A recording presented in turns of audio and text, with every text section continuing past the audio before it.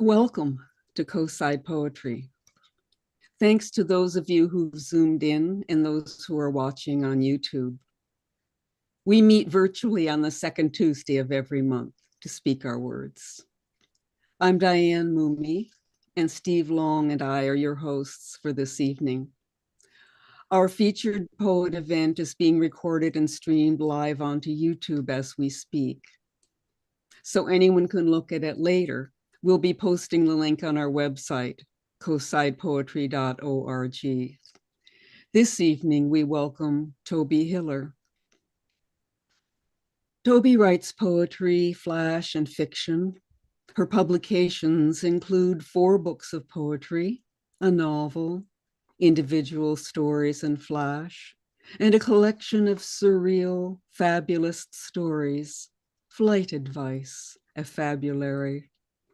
The latter a finalist for an Omnidon Fabulous Fiction Award. Her work has been nominated for Best of the Net, a Pushcart Prize, and has won magazine and contest awards. Her poems and stories have appeared widely in journals and anthologies, including Fire and Rain, Eco Poetry of California from Scarlet Tanager Press. Tobey's most recent collection of stories and poetic work, Descent in 5 Motions, was released in January 2026 from Sandy Press. Please welcome Tony.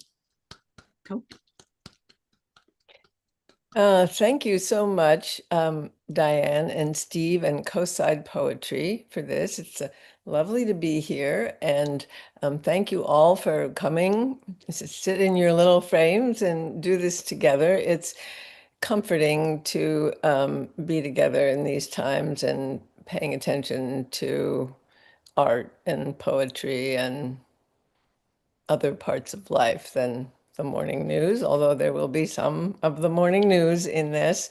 I want to start by just showing you, if you can see it, my newest book, Descent in 5 Motions. I'm not going to read from it tonight because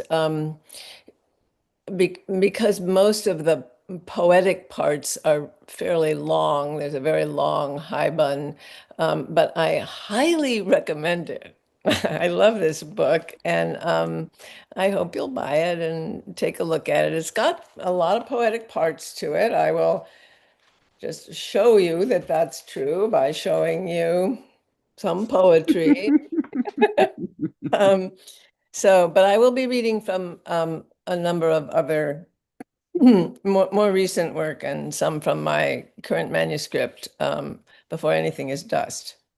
The first poem that I'll read is called December, and it was recently written. December was recent. December, the night came down so swiftly, dropped curtain, somewhere a stately dance of stars or people. Any desert runs secret under clouds. I would like to tell you a story made of silver, but look, the spoon's now made of tarnish, though somewhere, perhaps aloft, a stately dance. Where you are, the desert explains its dunes as kin to ocean's surge and gallop, ask any mountain. As night came down so hard, in his dream he woke. In his dream, he woke angry. Steam rose from every pot. At noon, she felt sky tug the roof, its clouds, dunes, all made of flight. The hoof of silence. Snow, another name of silence, runs kin to dream.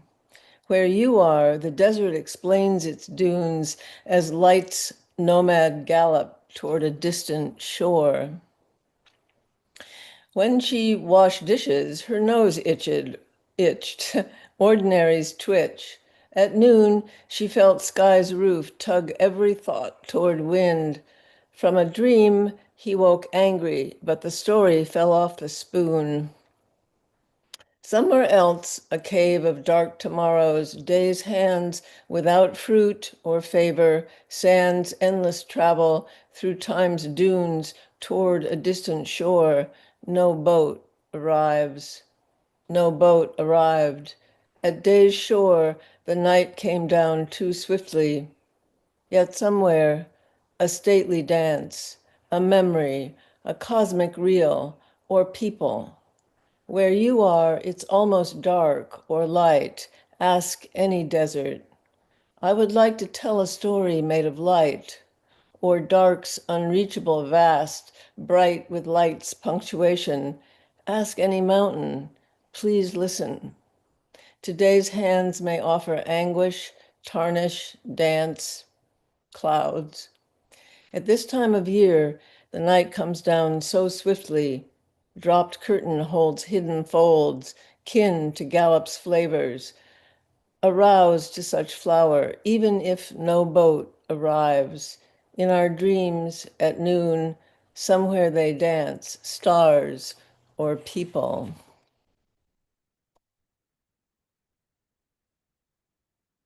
The next one is called The Secret Will Tell You. The secret will tell you part of what you see isn't there. The mind's loom murmurs, lights. Is it like a brook or that ballad that tells the recipe in quatrains?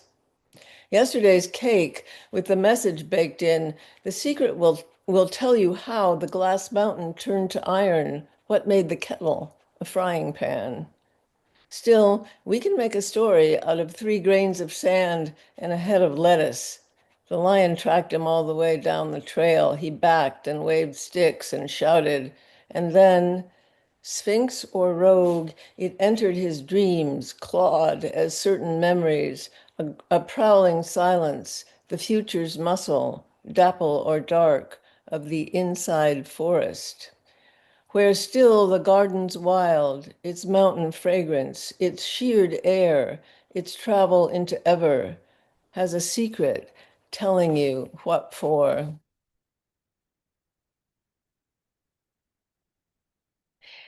This one is called On Seeing a Photo of the Surface of Mars in the Newspaper. It looks like dirt, Earth's desert rubble.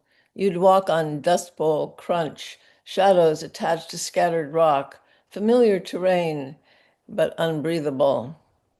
Is it easy to recognize death in disguise? Hard breath of a dried memory of home, of what was when green cool watered the slopes of time travel fantasy. We are caught in now's particulate, terrain where our footprints, dim signs, will tell a tale to other eyes if eyes erupt again in the infinite epic we'll never read. Another then will be. This word slides back, wings forward, I suppose. Do parentheses belong? Aren't we parenthetical? A shorter sentence than the dinosaur. And on Mars, we'd have to breathe with gills of an imagination we still think we have to spare. Jump ships our habit, leaving trash, breath trapped in the lungs of our desire. And how shall I name it? Beauty just happens. Planetary leap of a music still sounding, rubble in its baseline. Each animal shred of phosphorus times map, while everywhere continents galore, too many cosmic weathers and strings attached to solve the current longitude of any waters, any breath or peace, and where's the next home wills us toward horizons, blue as imagined Martian waters. What's blue and happy? Water's waiting somewhere for its creatures to settle in, small bullet bodies making fossils of the future. So here's this earthly water now, undergrounded hope, a kissed smile, blueberry dusk, cat's agate gaze, red-tailed hawk hunting daily from his telephone wire perch as I drive by, thinking of those I love.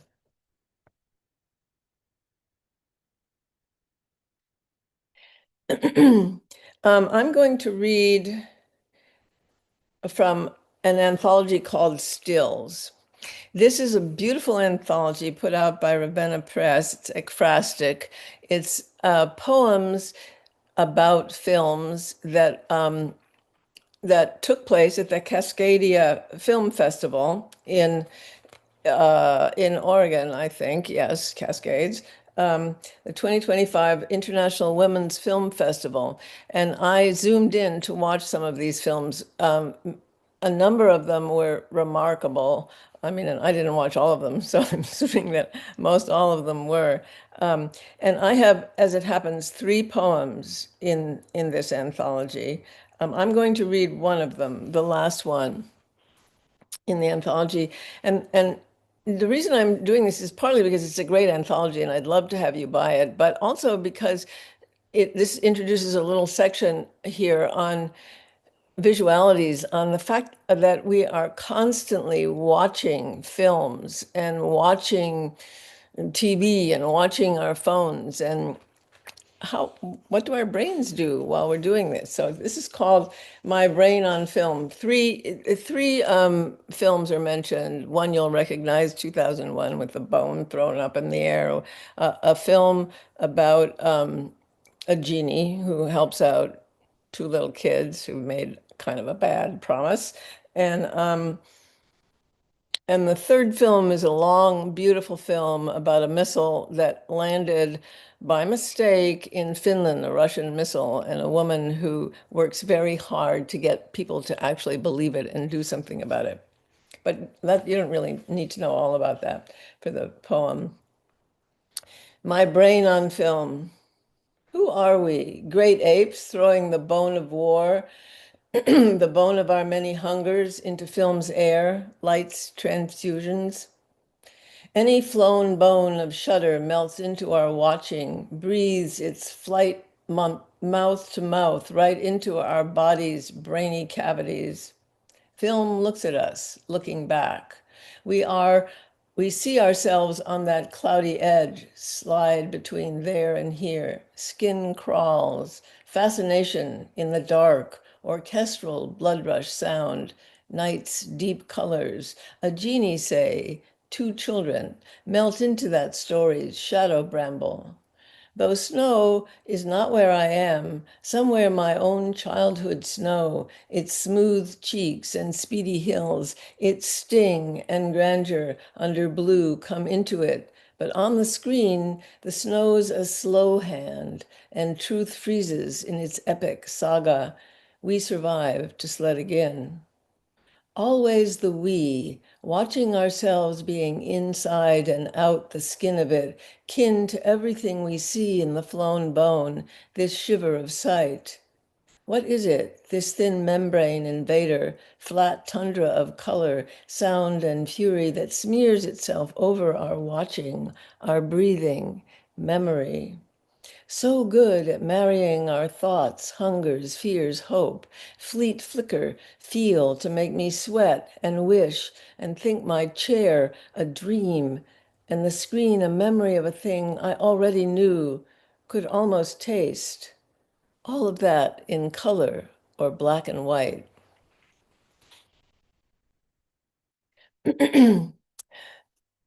Sometimes because I'm old, I can't read my own I can't read as well as I used to because of my eyes. So excuse me if I'm flapping things around here, but so this poem is called Shatter, and uh, it's kind of meant to be a comment on the intensity, in fact, the violence of a lot of what happens on screen when we're watching our mystery drama or whatever it is we're watching. Shatter.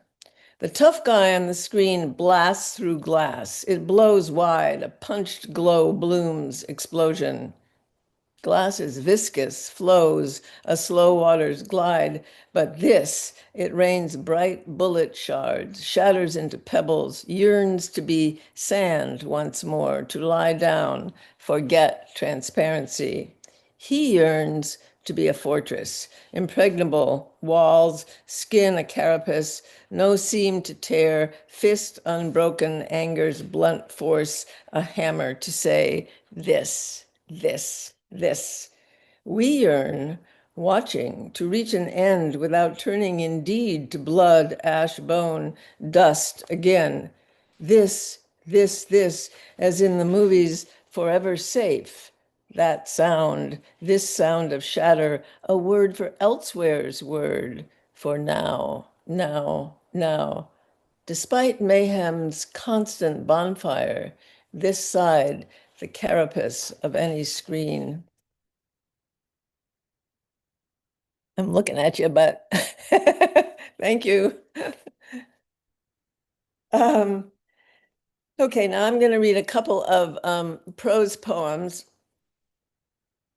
And I think that will bring us to the end of the, well, not quite the rough part of the reading, but we'll see. Um, this one is called String of Pearls, and it's about to come out in Disorderly Muse Quarterly, DMQ Quarterly, um, which publishes only prose poems. So, a string of pearls, an act of war, a necklace torn from a young girl's throat, a gun grinds her fifth lumbar vertebra.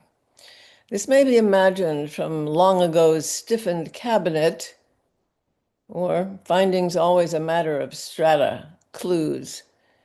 The pearls, released back into their individual selves, roll away, two lodging in a corner crack where they will be found many years later. Counting the years will not help with the problem of time's impenetrability, by another child trying to see what a mouse sees. What she sees, although she does not name this, is time. One pearl has been crushed beneath a foot. Pearls are made of frangible skin that can't bear the itch, and the nacre of glow hides faults between the luster leaves. One of these pearls exists now here, in your mind's eye, as orbed pearlescent thought, or the heart's crushed matter, as a story you may not wish to hear, as a sorrow that shines. You yourself hold this, and now there is another we. I am addressing you.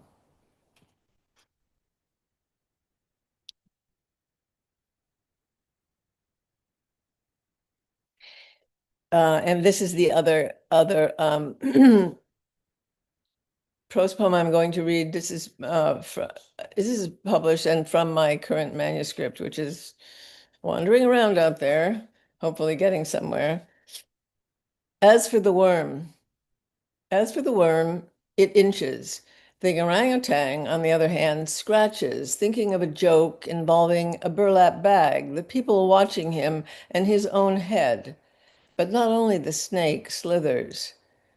The press conference will be at 10 a.m. Words fill the air like crows looking for the nearest edible morsel, or gnats seeking out the liquid refreshment of a deer's eyes. I mean, it's words.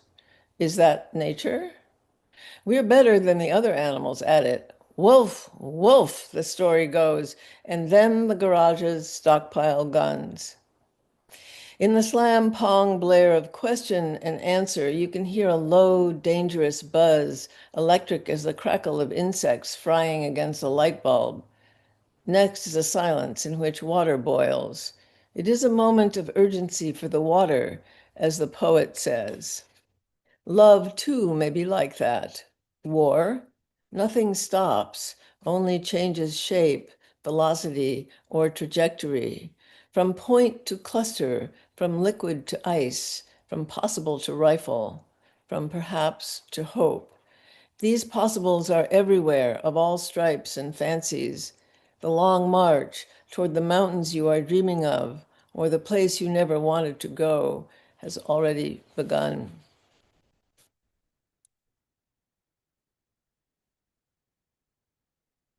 Okay, this is the last of the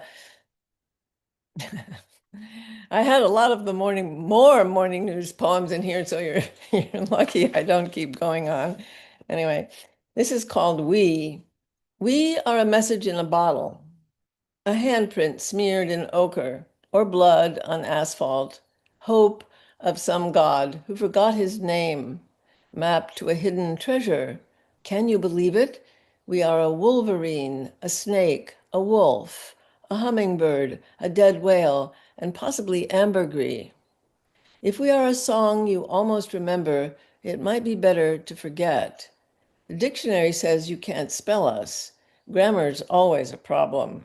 Numbers, too. How many lives for a bale of cotton? We have no wings. Claw on a galactic lion. Sands a wet slide back into before. We like to swallow yesterday. Time is a transitive verb. Or railroad. Speed bullet? We might be rain in another country if we can do it. Thank you. Thank you. So this is called Rented Weekend, this next one. And it's kind of a segue into a different sort of collection of poems. Rented Weekend. I burned my hand, struggled with envy, the Headlands house, the books, the life. Plunged in cold water, it was okay. Out of the water, it seethed, skin fired up, blooming white, tight, and red. The view gave on forever. The concrete counters, ruckled gold and green, stained with copper sulfate and miracle grow, no genre left uncrossed. The sunset spread miracles of neon across my inner life. The bed sat so high, I had to climb up like a fairy tale interloper, child in giant land. Thank God, no pee under the mattress. I'm too old for that. Perfect coffee in the morning in British cups.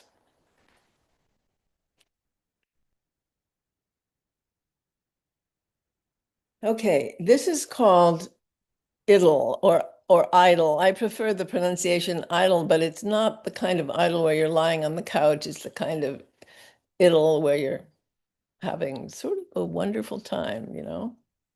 I, idle. The quiet makes moments dream. We don't speak much. Low thunder, voice of surf, clouds speak blue to sea, answers a constant tide. Our rhythm reminds of every felicity. Such luck can heal, repeats like the sea or memory's pulse. On the cliffs, winds blow sky to us. Sun falls hard, uncaring. This tells me once again our story. At such times and ease, do not think this is nothing. All idols span a brevity, cupped hand, what I want, right here, now.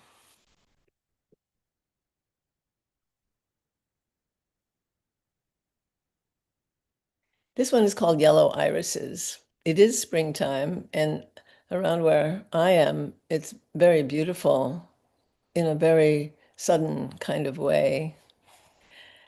Yellow irises. Some not yet blooming, their greeny heads sun-struck arrows bound for sky, as though bloom can't resist blue, as though flight belongs not just to birds. That vertical intent clear as any rockets, though as soon as the yellow tongues and skirts flutter forth, bursting from these neat oval missiles, bloom's fanciful ways assert again the curved arc of Earth's gravity. Now the silk lull of this yellow's little sunlight, green gone to gold, reminds anybody's watching, reminds anybody watching how pure, how utter the change, one moment's jacket to another.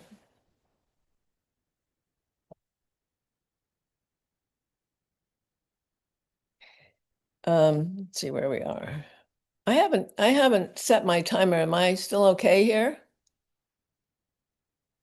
Okay. Um, this is called Something Everywhere. Something everywhere ripples, a fullness, fronds of palm dip and blow in wind. Reflections pave the windows, a mirror, glisten, sway in light, glowed motion. It is not a process, but a flung chord. Noted, it continues, unlinked to observation. All things flow in such sunlit cloud of blue, waves continual. Nothing will be still, not your mind either, or mine, nor our hearts, as the wind blows through each moment, every molecule, each motive, to exit into sky, across a sea always coming, always going.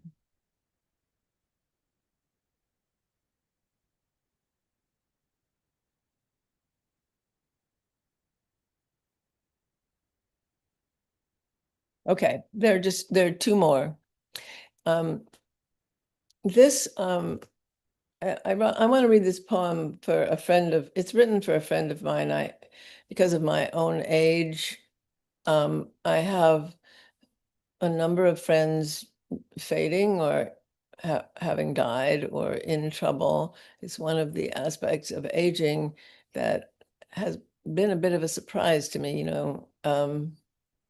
There's a lot of loss in losing not only those friends, but those parts of them that you've shared so much with. So this is called Bell.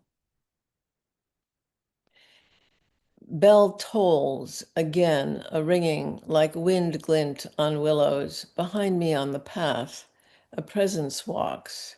I turn. No one there, but dusk's premonition, footfall of almost, small feet of years collecting. I think of dancing with her, music in our bodies, easy as life is bright or blood real. Now her body holds ending silence. A shadow walks just behind me. Green leaves clatter in sun. Dawn marks us for dusk. A sound, a note of flesh ringing.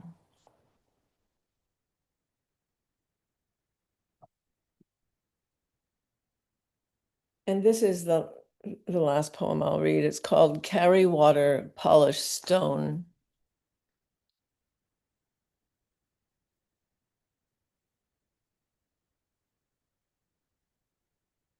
Carry water, polished stone. It rained all day yesterday. Today the sky clears and diamond air makes another spring seem likely. I am not the trajectory from here to there I once was. What does this mean, my own life? Whose owning is it? A forest has grown in my heart. My life has seeped out into its population. These days, forwards both round and follows a thin strand of something motherlode toward a brief is, maybe the same as nothing.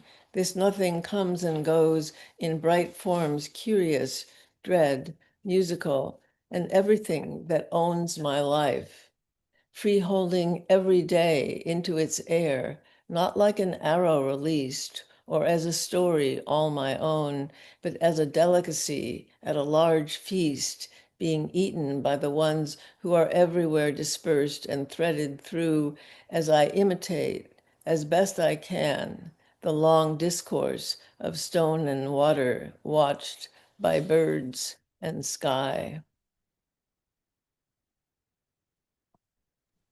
Thank you. Thank you, Tobey. Thank you so much. I'd like to invite folks to unmute and make noises of appreciation and talk to Tobey. Thank you so much for coming to read for us, Tobey. This is wonderful. Thank you. Thank you, Tobey. Those were really beautiful. Wonderful, wonderful reading. Thank you so much. Thank you. Woohoo, Thank you. Tobey, woohoo. Gorgeous reading, Tobey. Thank you so much. Really beautiful. Oh, Sheila, Hello. you made it. Oh, Yes, I did. great. Delighted. Beautiful reading, Tobey. Thank you. Thank you. Tobey, such great rhythm. I was dancing to your poems as you read them. So thank you. Oh, good. Nothing better than dance, as far as I'm concerned. Sure. Congratulations. Beautiful. Thank you. Thank you, Toby, for taking us from the dark into the light and ending with the sky. What a beautiful ending. Thank you. Thank you.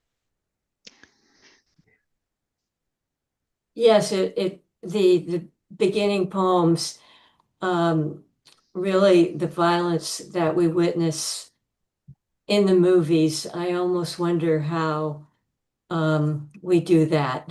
And personally, I can't very much because I see it so much on the news. But also, your second to last poem and your remarks about how you're at the time of life where people are fading. I thought that was a very beautiful poem and very well put. I totally identified it with it. Thank you. Thanks, Judy. Toby, would you mind reminding us of the title of the anthology about film? It's called, here, I'll show it. It's called Stills. Here, I put it over here. Ah, good. It's Stills. Oh, beautiful. Can you Thank see it? Yes, Yeah. I can. Thank you so Yeah. much. Uh-huh. It's got a lot of great stuff in it. Yours certainly. Thank you. Thank you. Thank you. I thought that you took us on to so many different places. There was a geography that was really vast between the more topical things of what's going on now and then the film world and then the very personal ones at the end. I really appreciated that very much. Thank you. Thanks. I kind of had trouble putting it together. I mean, uh, I'm kind of an environmentalist, and everything I want to write about is other animals in the world and stuff. And so at the same time, I want it to be personal, so it's hard to choose from what is now a fairly large body of work, something that isn't just a mess. It makes sense to people, You did a beautiful job, beautiful choices. Oh, They thank you. worked well together. Yeah. Thank you. Thanks. Yeah. Well, thanks again so much, and we'll stop recording in a moment. Those of you in the Zoom room, please stay online if you'd like to take part in the open mic. Thanks to all our YouTube listeners. Please tune in for our next regular Coastside Poetry event on Tuesday, April 14th, when we will welcome all of us as our feature. So thank you again. And thanks for helping to keep the lamps of poetry burning.